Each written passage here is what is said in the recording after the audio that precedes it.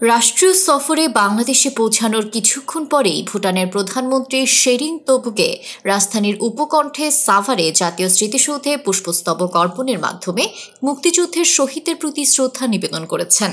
শনিবার ২২ নভেম্বর স্মৃতিসৌধের বেদিতে পুষ্পস্তবক অর্পণের পর ১৯৭১ সালের মহান মুক্তিযুদ্ধের শহীদদের স্মরণে তিনি কিছুক্ষণ নীরবে দাঁড়িয়ে থাকেন। এ সময় বাংলাদেশ সেনাবাহিনী, নৌবাহিনী এবং বিমান বাহিনীর একটি চৌকস দল রাষ্ট্রীয় সালাম প্রদান করে এবং বিয়োগলে করুণ সুর বেজে ওঠে। সেখানে উপস্থিত ছিলেন মুক্তিযুদ্ধ বিষয়ক উপদেষ্টা ফারুকী আজম বীর প্রতীক, বাণিজ্য উপদেষ্টা শেখ বশির উদ্দিন, পার্বত্য চট্টগ্রাম বিষয়ক উপদেষ্টা সুপ্রদীপ চাকমা এবং গৃহায়ন ও গণপূর্ত সচিব মোহাম্মদ নজরুল ইসলাম সহ আরও অনেকে।